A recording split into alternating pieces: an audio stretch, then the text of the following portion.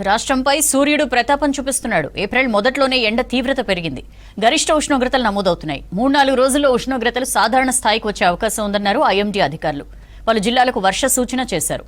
ఉరుములు, మెరుపులు, ఈదురుగాలులతో కూడిన వర్షాలు పడే అవకాశం ఉందని తెలిపారు. రాష్ట్రంలో ఎండలు మండిపోతున్నాయి. ఉదయం 9 గంటలు దాటితే ఇంటి నుంచి బయటకు రాలేని పరిస్థితి ఉంటుంది. పగలు బానుడి తాపానికి ప్రజలు తీవ్ర ఇబ్బంది పడుతున్నారు. గరిష్ట ఉష్ణోగ్రతలు నమోదవుతున్నాయి. ఇవాళ అత్యధికంగా ఆదిలాబాద్ జిల్లా బోరజ్లో 40.8 డిగ్రీల టెంపరేచర్ నమోదైంది.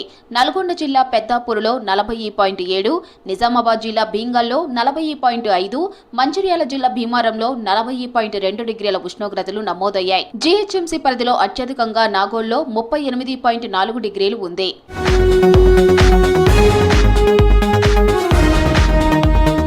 రాబోయే 3-4 రోజుల్లో గరిష్ట ఉష్ణోగ్రతలు సాధారణ స్థాయికి చేరుకునే అవకాశం ఉందన్నారు ఐఎండీ అధికారులు. అక్కడక్కడ వర్షాలు కురిసే ఛాన్స్ ఉందని తెలిపారు. తేలికపాటి నుంచి మోస్తరు వానలు పడతాయన్నారు. కొన్ని చోట్ల ఉరుములు, మెరుపులతో కూడిన వర్షాలు కురుస్తాయని, గంటకు 30 నుంచి 40 కిలోమీటర్ల వేగంతో ఈదురుగాలులు వీస్తాయని తెలిపారు.